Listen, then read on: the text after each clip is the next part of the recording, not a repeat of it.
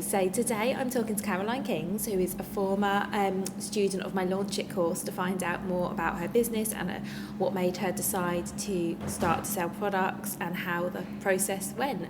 So, Caroline, hi. Hello. Could you please start by telling us a little bit about yourself and about your business? So, I started a food blog about 3.5 years ago called Around Tonbridge, Tonbridge being my local town. And I realised that there was a gap in the market for picnic bags that people can pick up before they go to an outside event. And in Tonbridge, we have a lovely castle, and at the castle we have concerts in the summer. So I thought it would be a good idea for people to be able to buy a picnic that's filled with lots of local produce. So thanks to the blog, I've been able to establish relationships with lots of local chefs and foodies and cafe owners and people that produce food from their kitchens, and like sort of a kitchen table business. And I wanted to be able to showcase them in the picnics. Perfect, thank you. And so before you even got started, so you had this idea, did you have any sort of concerns or worries about doing this? If we take a step back a good few years, I used to have a pink notebook that was full of ideas for lots of different products, all sorts of things. Any idea that I had, I'd write it down and try and map out how I might be able to create the product. And I always became petrified when it came to actually making it happen. I didn't really know how to go about it, how to find a manufacturer, would they steal my idea? I'm not an engineer or a designer. How would I explain the product to them that I was trying to create? So many ideas just fell by the wayside, and maybe that's a good thing. Maybe they would never have been successful. But when it came to this idea, because I felt like an expert in the field in that I had all these foodie connections, I thought this is probably a goer and I could do this. And I really thought it was a good idea. So that's why I came to you. Because I had a bit more conviction about this idea, and I wanted somebody to hold my hand through the process. Okay. And how did you find the process? So once you started on the course and we started working together, how was the process for you? So it was really good because it was so thorough and so detailed, and one of the things that I was amazed about was just your wealth of knowledge and the ideas that you, or the questions that you raised that made me think about the product in a lot more detail.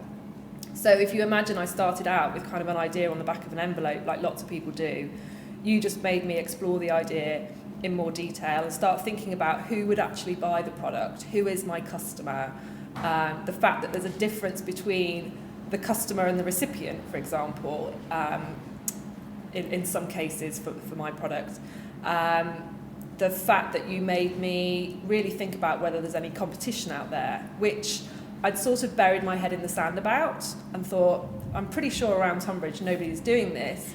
But when I looked further, I realised that there are people around Kent, in different parts of Kent, that are already doing it. So I could look at their reviews, as you suggested, and see what people liked about them, what people didn't like about them, how far they delivered, was that going to impact my business? I loved all your detail on things like packaging, which you might think for a picnic bag doesn't matter, but I realised that when I started to design the picnic bag or work with a packaging company, it is really detailed, down to the depth of it, the height of it, what did I want to put in the bag, was it going to fit, would it be able to lie flat if it was something like a salad, if it was a baguette, would it be poking out the top of the bag? So I just hadn't really thought about it in that much detail, and so you really made me think about how it was going to look, the packaging, who was going to buy it, where they would buy it, what would the contents be, and how would it work. So it was a really thorough process, and I guess it was a bit of a deep dive on my product before I launched it. Good. And I hope that gave you a bit of confidence as well when you were actually moving forward with it, that you'd spent all this time thinking about things that you may not have thought about otherwise. Well, yeah, it made me feel as though I'm not going to end up spending a ton of money because I'll have done a bit more research. So, if I had found somebody local that was doing this already, that would have obviously made me think twice about whether I wanted to go ahead or not. But also because you've got the track record of doing it yourself, so you've really walked the talk, that's also helpful because you've gone through all these doubts about how was it going to work, contacting manufacturers. So your anecdotes about some of the conversations and emails that you had were really reassuring because they might have been stumbling blocks, but you continued to actually deliver a product to market. You weren't put off. Yeah. And that was reassuring. So it did give me the confidence, but then also the fact that you've been through it and succeeded was also motivation to carry on. Good, thank you. Good. And it's good. I think it is good to know that someone else has actually been there and done that before. And I'm pleased to hear that because my big thing is about people being confident moving forward with their products. I never want anyone to be in a position where they go put in all this time, all this work, and then it just doesn't work, because I think that that's such a shame. But I do think that if you do what you've done and what other students have done and you put in the time to validate your ideas, I'm so big on validation, then it should pay off. And so was there anything else that you learned during the process of creating your products?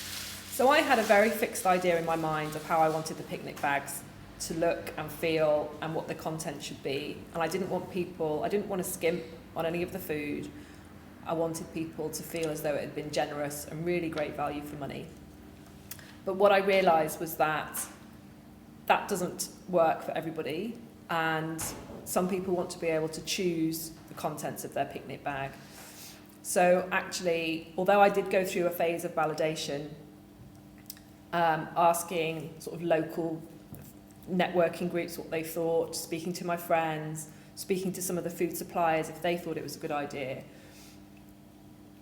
and they all said yes. I think that what I've learned is that sometimes you've got to be adaptable and flexible and react to what people want if you haven't done enough validation. So what I've learned is that I need to do more validation and choose different groups that maybe aren't just my friends and also be flexible and adapt to changing demands, I guess.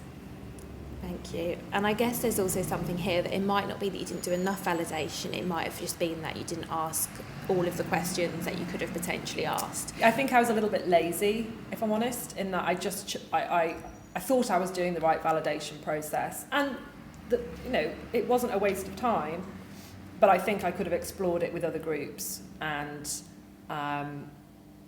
maybe just been a bit more thorough. But I was so eager to kind of get it up and running that I don't think I skipped it completely, but I just didn't do it well enough. And I think it's great that you've recognised that, and I also think that it's good that you recognise once the product started selling that actually you could change it, and that is actually another way of validating, isn't it, to do a small batch of something and see what feedback you get. So do not give yourself a hard time. You've done so well, and actually even getting to the point where you had a product to sell and for people to give feedback on it is brilliant. So you've done it very well. So was there anything in the course or in the process of creating your product that you particularly enjoyed? Well, all of it really, because it just made me think about what I was actually doing for the first time. So if we go back to that pink notebook that I had, I'd never really been able to, I'd never had the questions that you asked or the process that you asked to validate any of those ideas. And now I had a good idea in my own mind, and I had a process where I could really make sure it was a good idea. Like I said, all the thinking about your customer, who's your customer versus the actual recipient, the packaging, which I know I keep banging on about, but it really did resonate with me. So I just really liked the whole process because it gave me a feeling of comfort before I, launched it. Perfect, thank you. Yes, so what advice would you give to someone who was looking to create their own product? So first of all, I would definitely do your course because it's really thorough and detailed, and it makes you think and investigate your product in a lot more detail. But also not to be afraid to give something a go.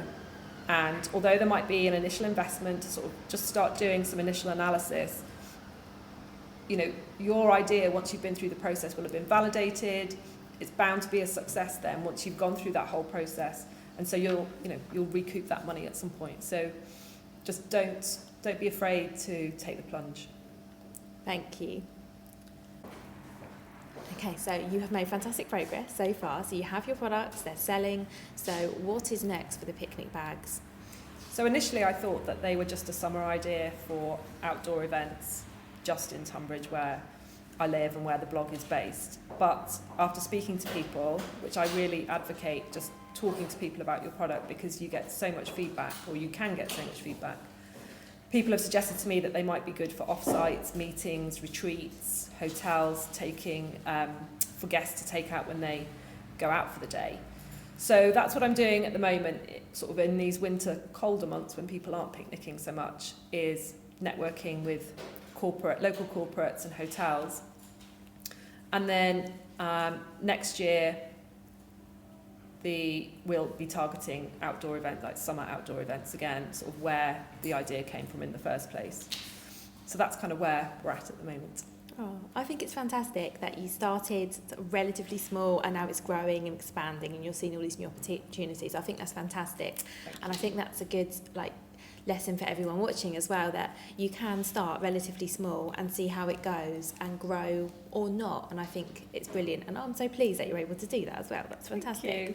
Yeah, I would definitely say that about starting small. I think we tend to feel like we have to be the next Amazon or Virgin or this massive organisation, but really you've got to just start out with those small steps, and maybe doing a small batch of something is the way to start. And again, if you've done your validation and you've been on Vicki's course, it's bound to be a success, but you might need to tweak it here and there. So don't be afraid to just take those tentative baby steps, and then eventually it'll grow and grow and grow.